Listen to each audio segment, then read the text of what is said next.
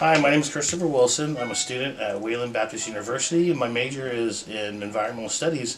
And I'm here today at the Kenai National Wildlife Refuge with the refuge manager, Andy. How are you doing today, Andy? Great, Chris. It was nice meeting you.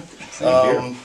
So, I'm doing this project, this nature study, and I've visited several of the places like Ski Lake Recreational Area. I've been all the way down to Nanilchik. I mean, the area is a huge area. It covers close to 2 million acres, right? Mm-hmm. So, I guess I'm going to get down to the nitty gritty of this. So, who were the influences to establish this refuge that you know of? Sure. So, I mean, it really goes back quite a long time. The refuge celebrated its 75th anniversary last year. It was actually established as the Kenai National Moose Range back in 1941. But even that, there's a lot of things that predate the actual establishment of the refuge. If you go back to the turn of the century in the late 1800s and early 1900s, the area received some attention. Of course, Russian settlement to the Kenai happened back in the late 1700s, and of course the Dena'ina people had been here for thousands and thousands of years, subsisting on especially the salmon resources, but all of the plant and food resources that were here on the Kenai. It's always been an area rich in fish and wildlife, and probably has a history, at least with the Dena'ina people, dating back at least 11 or 12,000 years ago, because of that richness of fish and wildlife, and people have been here for quite a long time. But in any case, in the late 1800s and early 1900s, the place actually became famous, in part because of some folks that were coming up to the Kenai Peninsula to hunt from the lower 48. There was a gentleman by the name of Dal DeWeese. Dal DeWeese was from Cannon City, Colorado, and he came up here and found a very high density moose population, and Kenai moose get very big, and so he started writing about the moose he found on the Kenai Peninsula and also the Dall sheep.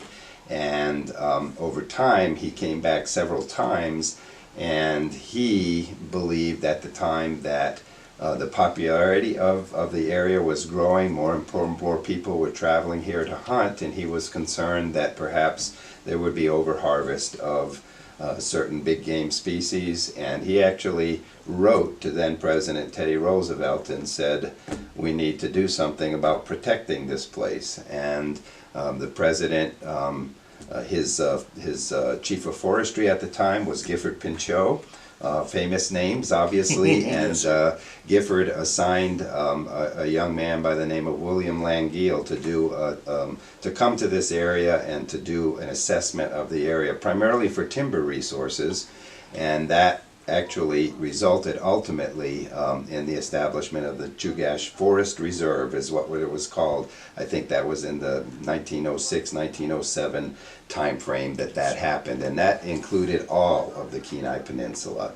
And interestingly, Mr. Langeal, when it came to the timber resources, he said that there weren't a lot of timber resources of commercial value on the Kenai, but the area was so rich in wildlife that attention should be given to perhaps protecting it as a wildlife preserve. So that dated back again all the way to the early 1900s, and over time after that, numerous people, local people like Andrew Simon, Andrew Berg, one of the first big game guides here on the Kenai Peninsula. Right. He was the one that actually first guided DeWeese, right? Right, okay, exactly. And so these folks also, were instrumental in promoting the idea that the area needed some kind of protection because of its value for wildlife, and those efforts ultimately led to the establishment of the Kenai National Moose Range in 1941. So it took a long period of time of advocacy on the part of people, but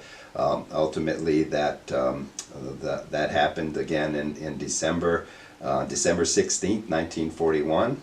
It was done under an executive order by President then Franklin Delano Roosevelt, FDR. And one of the interesting footnotes of history that actually happened 9 days after the attack on Pearl Harbor. So, yeah, so yeah, there was a lot. It looks like there were a lot of influences out there. You know, you mentioned Deweese. Another thing I read on your guys' website was Henry Lee, who was another hunter that came up here that definitely said, hey, we need laws and regulations in order to control the population of the wildlife here. Well, awesome. So who actually maintains the site? I mean, who is this agency, or is the state of Alaska, the state of Interior? Or?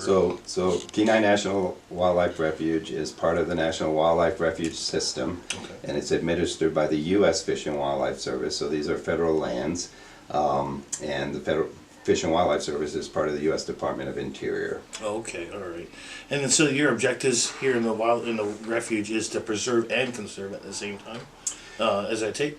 Yeah, I mean, you know, each of the federal agencies involved with lands and land management have a unique mission. Park Service mission, the Fish and Wildlife Service on National Wildlife Refuges mission is unique. The Forest Service, BLM with more multiple use mandates than what we have. But wildlife conservation, fish and wildlife conservation, and obviously the conservation of habitats for those, you know, to provide for those. For fish and wildlife is the main primary mission of the National Wildlife Refuge System, you know, and that of course includes to benefit people.